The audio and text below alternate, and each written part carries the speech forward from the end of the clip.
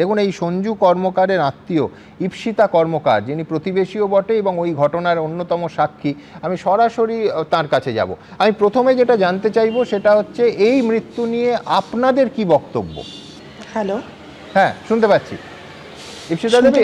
হ্যাঁ একদম পরিষ্কার শুনতে পাচ্ছি। আপনাদের কি বক্তব্য সঞ্জু কর্মকারের মৃত্যু নিয়ে? বলতে যে আমাদের বক্তব্য হচ্ছে যে সঞ্জু কিন্তু সুস্থ ছিল। সকালবেলা 8টার সময়, মানে 22 তারিখের ঘটনা, শুক্রবারের ঘটনা, সকাল 8টার সময় ও চায়ের দোকানে গিয়ে সিগারেট নিয়ে এসছে। আসার পর বাড়িতে এসছে, সবাই দেখেছে, পাড়ার লোক, বাড়িতে ঢুকেছে, দিব্যি সুস্থ ছিল, কোনো রকম অসুস্থ না। তারপর সকালবেলা 11:30টার সময় আমার কাকি শাশুড়ি, মানে সঞ্জুর মা, যখন আমাকে ডাকতে আসলেন, মানে কাউকে, পাড়ার একজন প্রতিবেশীকে দিয়ে আমাকে যখন ডাকতে আসলেন, তখন গিয়ে দেখছি সঞ্জু মুখ দিয়ে গাঁজা বেরোচ্ছে। মানে একদম, মানে সঞ্জুকে দেখে মনে হচ্ছে ওর একদম কিছুই নেই ওর শরীরে, পুরো একদম নিথর একটা দেহ চাদরে মুড়ে বাড়ি থেকে বার করছে। ও সঞ্জুর বোন ছিল, বোনের বর ছিল, আর একজন ড্রাইভার ছিলেন। সে নিয়ে আমি বললাম যখন, কাকিমা কি হয়েছে সঞ্জু? তখন বলছে যে জানি না, আমাদের সাথে কথা বলতে বলতে বসে পড়লো, আমি তো সকালবেলা পড়ে গেছি। তো আমি বললাম তুমি পড়ে গেছো তো সঞ্জু? বলছে কথা বলতে বলতে বলছে বমি করছে, মাথা যন্ত্রণা, বলে বসে পড়লো, বসে পড়েই অজ্ঞান হয়ে গেল। আমি তখন বললাম তাহলে মুখ থেকে গাঁজা বেরোচ্ছে কেন? ওর তো মনে হয় স্ট্রোক হয়েছে। বলছে না না, ওইসব কিছু না। আমি বলছি ও কি কিছু খেয়ে ফেলেছে, বিষাক্ত জিনিস? ও এরকম করছে কেন? ওর মার কোনো প্রতিক্রিয়া ছিল না।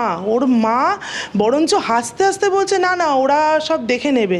আমি মনু ডক্টরকে নিয়ে এসেছি, ও ট্রিটমেন্ট করে গেছে, এখন যা করার ওর বোন শিশুমঙ্গলে নিয়ে যাচ্ছে, সব দেখে নেবে।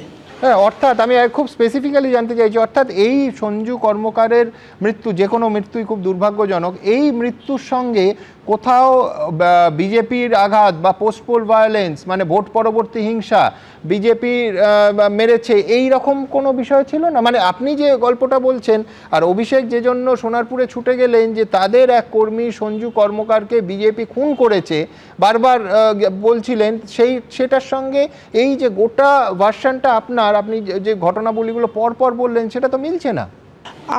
দেখুন, সব থেকে বড় কথা হচ্ছে সঞ্জু একজন পাড়ার অ্যান্টি সোশ্যাল ছিল। আমিও নিজের বৌদি হয়ে বলছি, ও যত রকমের দুষ্কৃতিমূলক কাজ করতো, যেমন রাস্তার মধ্যে ওপেন মদ খাওয়া, গাঁজা খেত, ইভেন জমির দালালি বলতে একটা জমিকে কিনে বারবার বিক্রি, মানে মালিককে কোনো রকম ইনফরমেশন দিত না। তারপরে হচ্ছে মারামারি, এর সাথে মারামারি, তার সাথে মারামারি, অফেন্সিভ কথাবার্তা, এগুলো বলতো। মানে ভোট যেদিন হয়েছিল 28 তারিখ, আমাদের পাড়ায় 26 তারিখ পোস্টার নিয়ে খুব ওর সাথে মানে কথা কাটাকাটি হয়।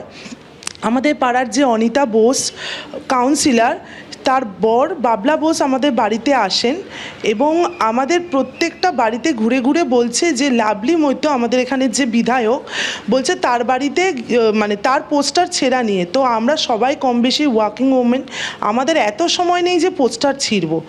তখন এই এক কথা দু কথা হতে হতে বলছে যে 4 তারিখের পর গু তুলে খাওয়াবো, কুকুর বিড়ালের গু তুলে আমাদের খাওয়াবে, 4 তারিখের পর মেরে ফেলবে, এরকম হুমকি দিয়েছে। সঞ্জু দাঁড়িয়েছিল সেখানে, সঞ্জুর সাথে আরও কজন ছিল, অজয় ছিল, বাবুসোনা ছিল, তারপরে জয় সেনগুপ্ত ছিল। জয় সেনগুপ্তর মদতেই এই কাজগুলো করা হতো।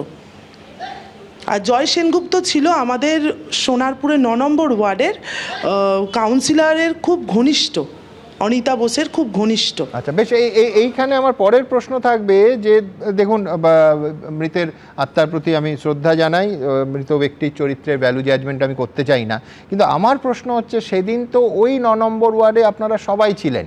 তৃণমূলের মূল অভিযোগ হচ্ছে বিজেপি ওখানে লোক জড়ো করে এবং তারা পরিকল্পনা করে অভিষেক বন্দ্যোপাধ্যায়কে আক্রমণ করে, এমনকি তাকে খুনের চেষ্টা হয়। সেই যে বিক্ষোভটা যারা দেখালো, বিক্ষোভের পদ্ধতি নিয়ে আমি আবার বলছি আমার প্রবল আপত্তি আছে। যাচ্ছে, কিন্তু বিক্ষোভটা কারা দেখালো? সত্যিই কি ওখানে বহিরাগত লোকজন করলো, নাকি স্থানীয়রা করলো, আর বাইরে থেকে বিজেপি লোক পাঠিয়েছিল? আপনাদের কি মানে, তার কারণ ইউ আর দ্য বেস্ট জাজ, আপনারা ওই মাটিতে দাঁড়িয়েছিলেন, ওই পুরো ঘটনাটা আপনাদের চোখের সামনে হয়েছে, একটু যদি আমাদের বলেন। আমরা সবাই পাড়ার সব, কারণ ওখানে বহিরাগত বা বিজেপি কোনো রং দলীয় পতাকা ওখানে ছিল না। আমাদের একটাই বক্তব্য ছিল, একটা অ্যান্টি সোশ্যালের জন্য যদি অভিষেক ব্যানার্জি এত দূর আসতে পারে, তাহলে অভয়ার কেন বিচার হয়নি? আমাদের সবার একটাই বক্তব্য ছিল, কোনো দলীয় পতাকা দলীয় রং এখানে ছিল না। আমরা সবাই পাড়ার সব মহিলা, সব পুরুষরা সব এক হয়েছি, সব পাড়ার। এবিপি আনন্দ, এগিয়ে থাকে, এগিয়ে রাখে।